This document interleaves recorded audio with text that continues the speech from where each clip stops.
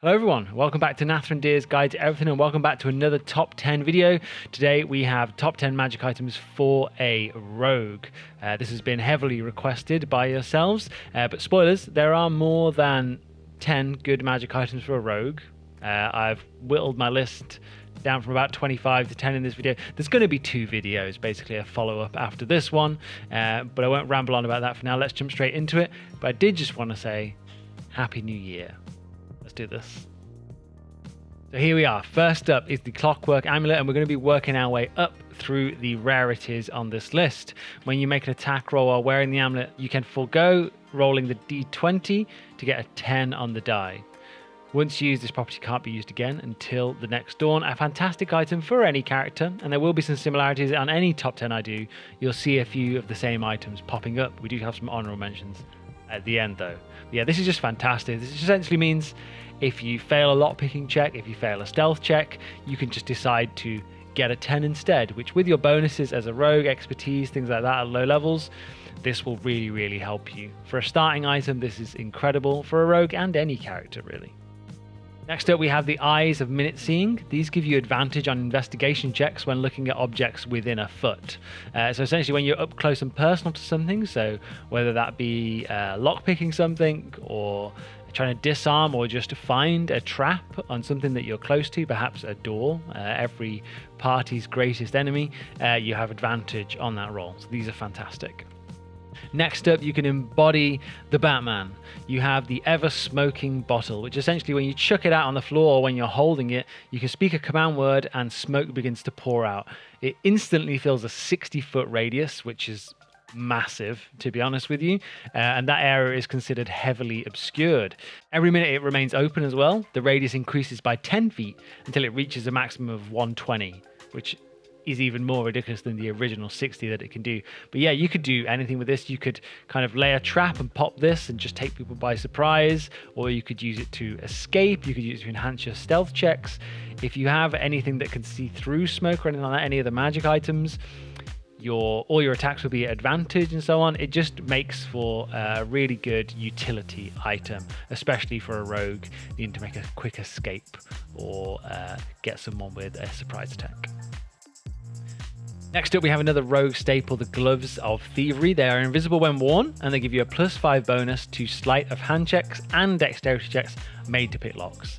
I don't feel like I need to go into too much depth into this one. As I said, it's just a staple. What do you do as a rogue? You steal things, you need sleight of hand, and you're likely to be picking locks. These are fantastic.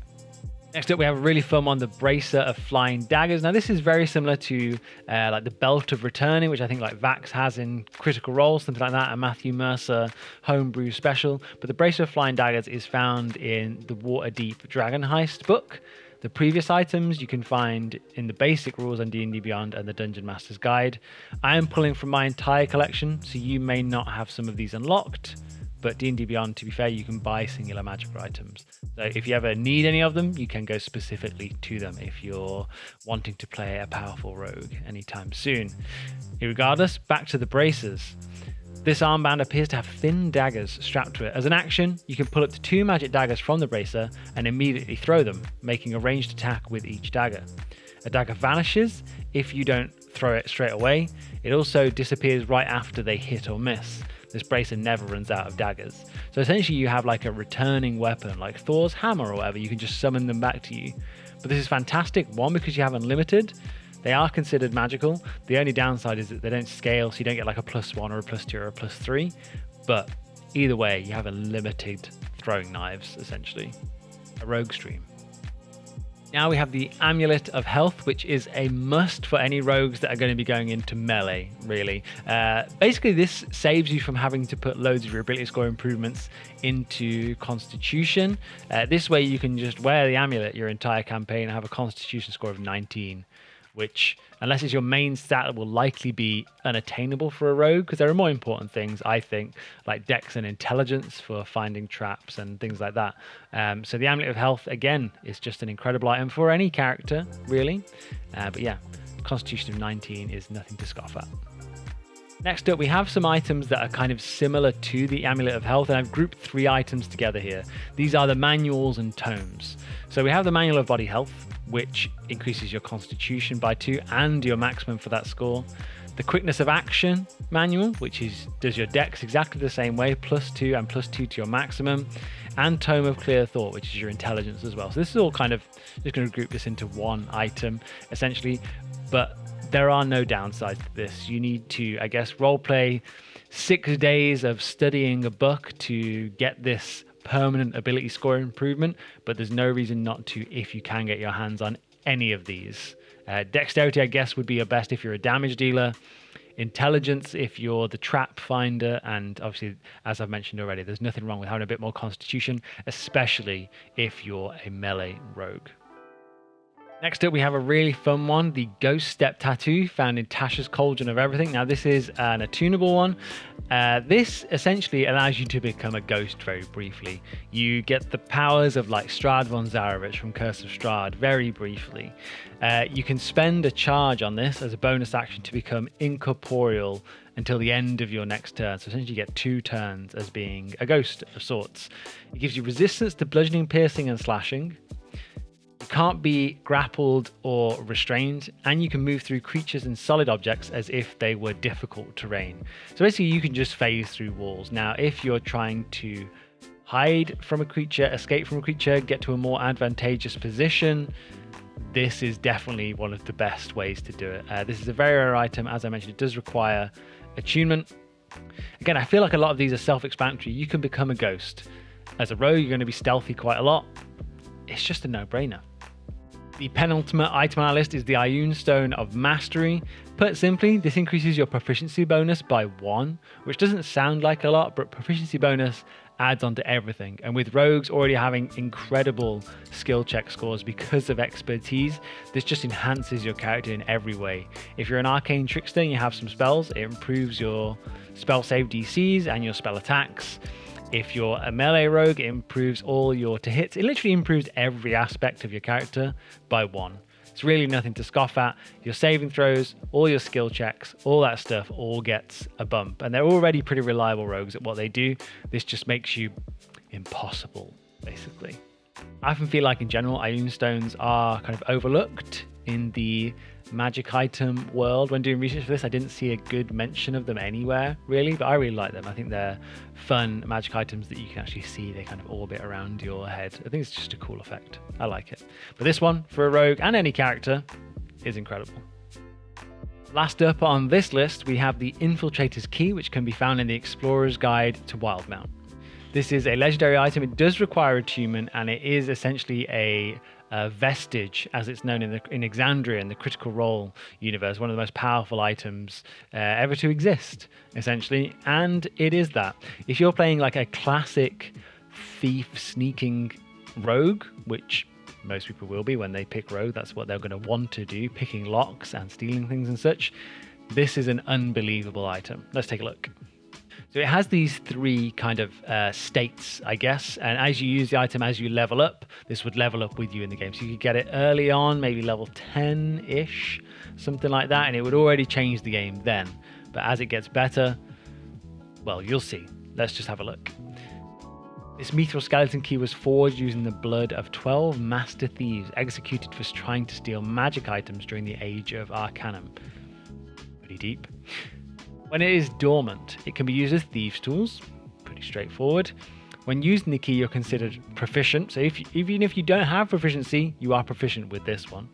Also, you have advantage on any roll made to open a lock. Already just ridiculous, to be honest with you, when you're trying to steal something or just pick a lock for a door, something like that. Additionally, while you're holding it, you have advantage on stealth checks. So you also go undetected for the entire time you're trying to do this. It's a cloak of elven kind built into a key. When it's awakened, it gets even better. So in addition to the previous abilities, now you can also transform the key into a dagger. Very roguelike. While it's in the form of a dagger, you get a +1 bonus to attack and damage rolls made with it, and it returns to your hand immediately after it is used to make a ranged attack. This is what I was talking about earlier. The returning dagger is something that's really flavorful and really, really fun. I feel like I would lean into this rather than using a crossbow or something like that. Throwing daggers, throwing knives seems much more fun. Additionally, while holding the key, you can use an action to cast the following spells. Alter Self, completely changing who you are if you weren't incognito enough with your advantage on stealth already. Invisibility, you know what that does. Knock, so you can unlock basically any arcane lock that's not of a particular difficulty. And Pass Without a Trace. So if you weren't already stealthy enough, now you are even further. Plus 10 to your stealth roll. You could get like 50 on stealth probably with this. Once a spell has been cast using the key, you can't cast that spell again until the next day. But I mean, each of these once a day should be enough to get you anywhere you need to be. But wait, it gets better. When it becomes exalted, you can touch the key to a floor, wall, or ceiling that is no more than 5 feet thick and cause a magical opening to appear in the surface. So this is already the best lockpick in the game for opening doors, but you don't need that anymore. You can just make doors. When you create the opening, you choose its length and width up to 10 feet in each dimension. The opening lasts until the key passes through it to the other side, at which point it disappears. So send all your friends through first, you climb through yourself, disappears. Now, there is a spell that does this. I forget exactly what it is. I think it's like Pass Wall, something like that. This is kind of a better version of it. You can use this as a bonus action. It's ridiculous. Also, you get more spells. Dimension Door, 500-foot teleportation. Gaseous Form, you turn into mist and can go anywhere you like. And Mislead. Now, Mislead allows for even more shenanigans. You essentially make a duplicate of yourself that can just run around and be you. So while you're doing this, you could mislead, sneak away with your 45 stealth check, open a door, or just make your own door in a wall and pass through it. This item is ridiculous, and in my opinion, if you're like a thief-themed rogue, the best item probably you can possibly get. So now, at the end of this, I wanted to go through some obvious things and some honorable mentions. So, of course, if you can get your hands on a +1, +2, +3 magical weapon of any kind, dagger, rapier, anything finesse, basically, you should. I feel like that goes without saying, right? That's why I didn't include any in this list. Additionally, if you can find a way to be able to make your character fly, for example, the winged boots or a broom of flying, you should absolutely do that as well. They're good on any character, essentially, especially a rogue in this case, because winged boots, I mean, you fly above people, throw daggers infinitely with your bracer of flying daggers. It's ridiculous. And on the note of flying and better movement, slips of spider climbing, I feel like this goes without saying as well. Again, good on any character. You just get a climbing speed, which means you can escape rooms, put yourself in advantageous positions, especially, as I said, if you have things that return to you, if you're firing a crossbow, you can go anywhere you like. Scale buildings, climb through a window, whatever you're doing. Incredible. And of course, would be on every single top 10 magic item list, I'm pretty sure, the Cloak of Displacement. The first attack against you has disadvantage, and if they miss, it continues to be a disadvantage. It's a ridiculous item and should be legendary rarity. It's bad on 0 characters. There's no reason why you wouldn't want this. Next up, we have 2 obvious ones again, especially for a sneaky character: Cloak of Invisibility and the Ring of Invisibility.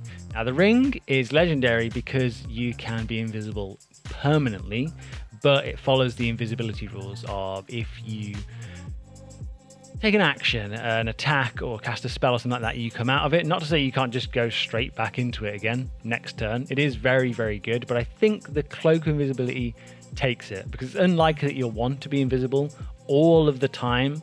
You have 2 hours built into the cloak, and it doesn't cancel when you make an attack or cast a spell. You can stay invisible in combat. Crazy good, ridiculous on any character, not just a rogue. Finally, we have the Luck Blade. Now, it is only a +1 weapon, I hear what you're saying, but it also gives you a +1 bonus to saving throws, and has the potential to have wish spells stored in it. Good for any character. The short sword is a particularly good road weapon, no reason why you wouldn't use it. And it comes with the luck feature. If the sword is on your person, you can call on its luck, with no action, to re-roll one attack roll, ability check, or saving throw you dislike. You must use the second roll. You can only use that once a day. It's a free re-roll for anything you want. No reason not to go for it. Luck Blade Rapier, a luck rapier, that's what you want. But that does bring us to the end of this top 10 magic items for a rogue list. As I mentioned, there is way more than 10. We're going to have a follow-up video to this with some more. So if you enjoyed this one, please leave a like, comment and subscribe. Click the notification icon so you'll see the next one go up. It should be very shortly after this one. And keep your eyes peeled for it, I guess. Once again, Happy New Year. This has been Nathra and Deer's Guide to Everything, and I'll see you in the next one. Bye-bye.